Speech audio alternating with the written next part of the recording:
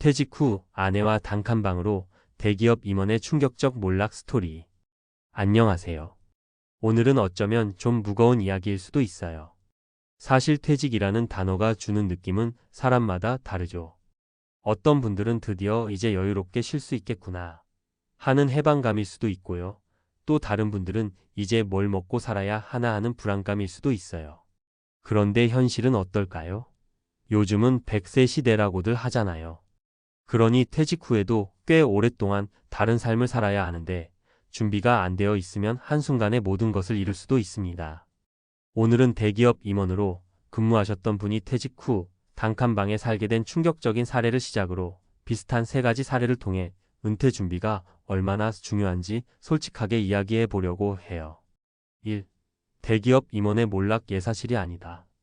우리 주변에 가끔 보면 대기업에서 임원까지 올라가신 분들 꽤 많잖아요. 겉으로만 보면 누가 봐도 성공한 인생 같아요. 차도 좋고 집도 크고 아이들 교육도 탄탄하게 시켰고 부인이나 남편과도 별탈 없이 잘 살아온 것처럼 보이죠.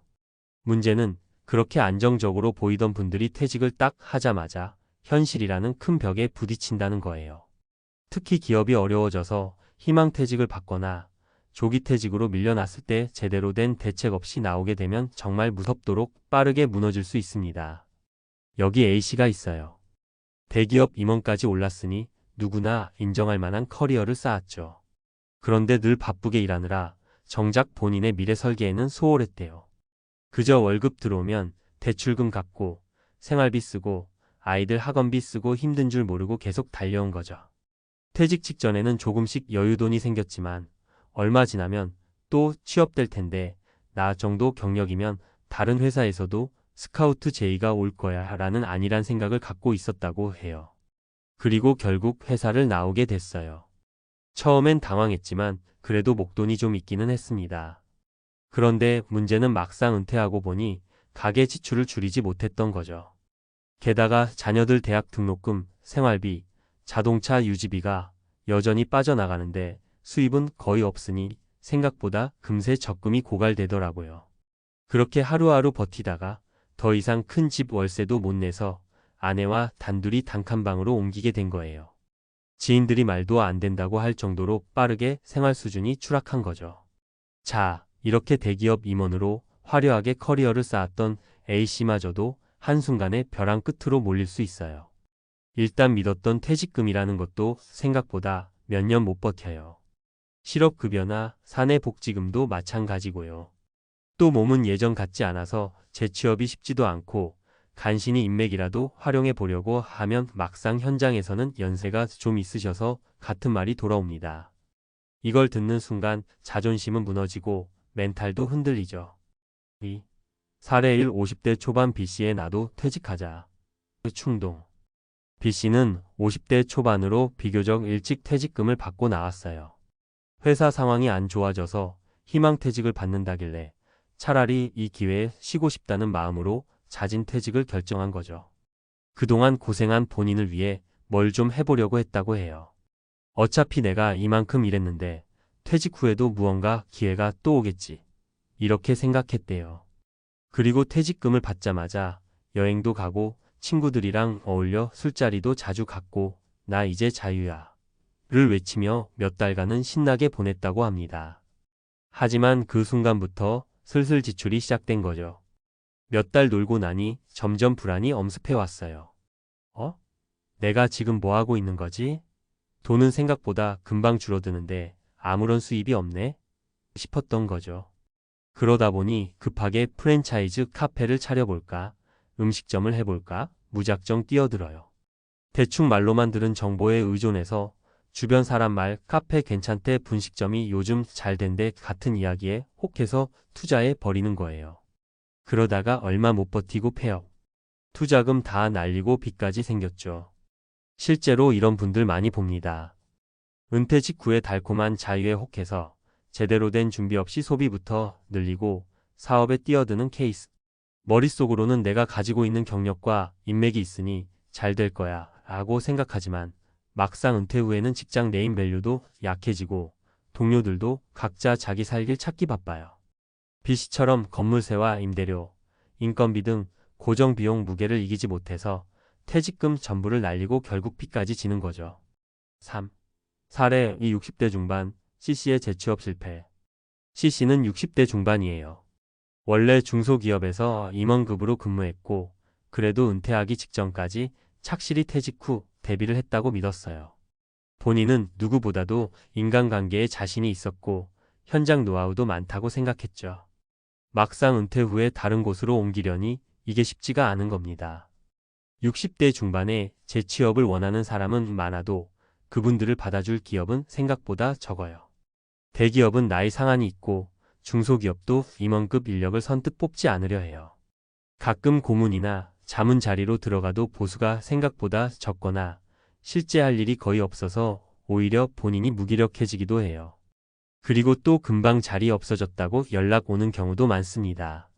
C씨의 가장 큰 문제는 본인이 점점 고립되고 있다는 사실을 깨닫지 못했다는 거예요. 회사에서 중요한 의사 결정을 하던 임원이었는데 밖에서는 더 이상 자기에게 팀장님이나 임원님이라고 부르는 사람이 없는 거예요.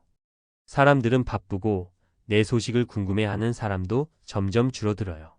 그러다 보니 자존감이 떨어지고 자기 자신이 한없이 작아지는 느낌이 드는 거죠. 난 이제 필요 없는 사람이 되었나? 하고 말이죠. 결국 우울증까지 오니까 집 안 분위기가 엉망이 돼요.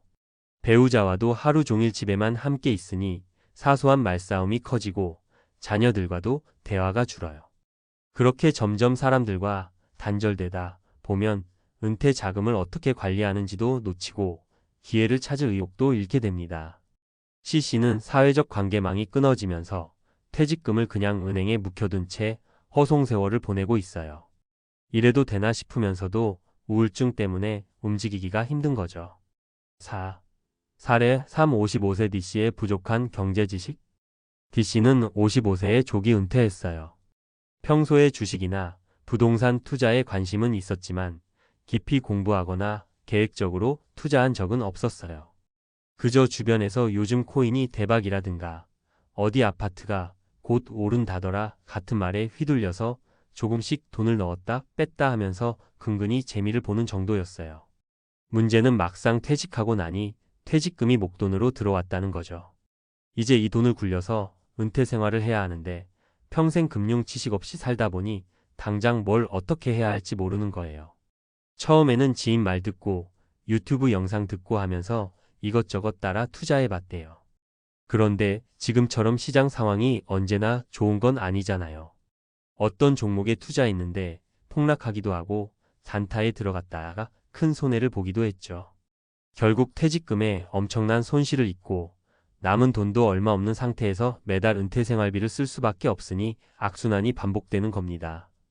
은퇴 생활비는 어쨌든 나가야 하잖아요.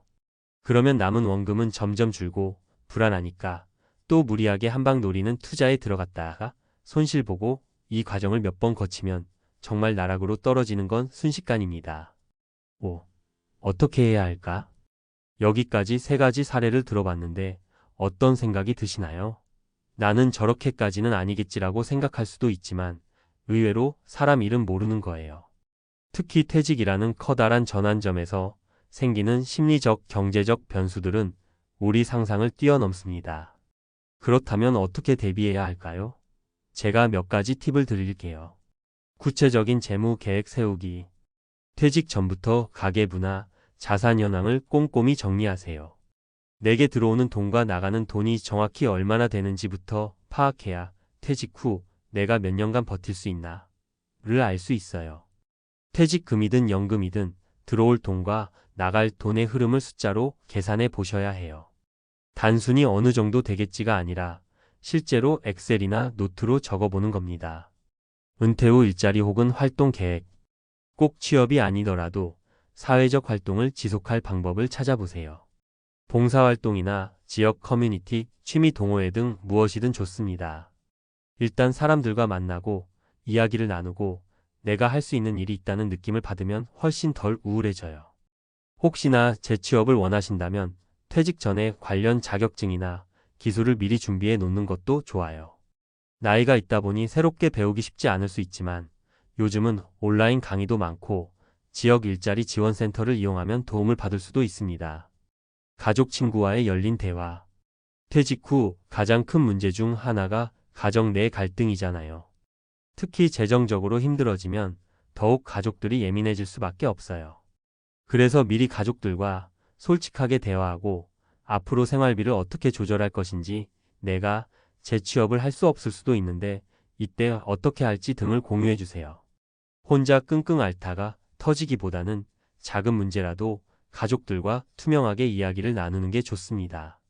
금융 지식 혹은 전문가 상담.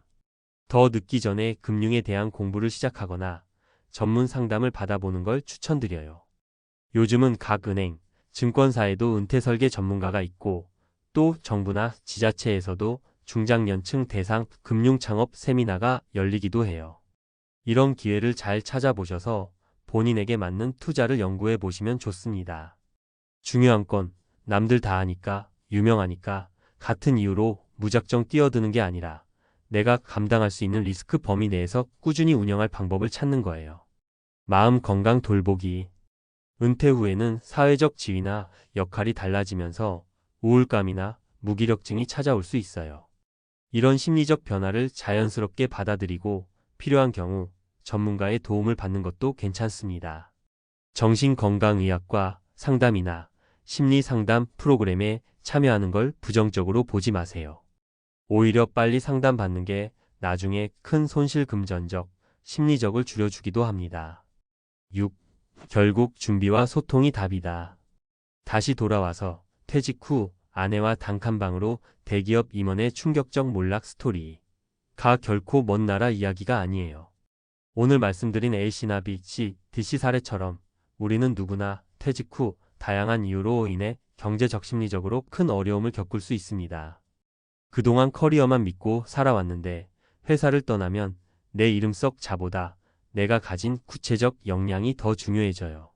그리고 그 역량조차 시대 변화에 따라 빠르게 쓸모가 달라질 수 있다는 사실 잊지 않으셨으면 해요. 실제로 은퇴하면 직급이나 직장 네임밸류가 아니라 나 자신 그대로의 모습으로 세상과 부딪혀야 합니다. 그렇기 때문에 더더욱 철저한 은퇴 설계가 필요하고, 가족과 열린 대화를 통해 서로의 계획과 목표를 공유해야 하죠. 그리고 무엇보다 내 마음 건강을 돌보고 사회와의 연결고리를 끊지 않아야 합니다. 나이 들어서 새로운 걸 배운다는 게 쉽지는 않아요. 체력도 떨어지고 어디 가서 저 일할 수 있어요. 라고 말하기도 부끄러울 수 있어요. 하지만 지금 당장 작은 것부터 시작해 보시면 좋겠어요. 온라인 강의도 듣고 동네 문화센터에 가서 무료 특강이라도 들어보시고 주변 사람들에게 요즘 트렌드에 대해 여쭤보기도 하면서 내가 할 수 있는 것이 뭔지 고민해 보시길 바랍니다. 지금은 단칸방에 계시더라도 그것만이 끝은 아닙니다. 오히려 그 상황에서 내가 잃은 것이 무엇이고 앞으로 내가 어떻게 회복할 수 있을까를 성찰하는 기회가 될 수 있어요. 퇴직은 끝이 아니라 또 다른 시작이니까요.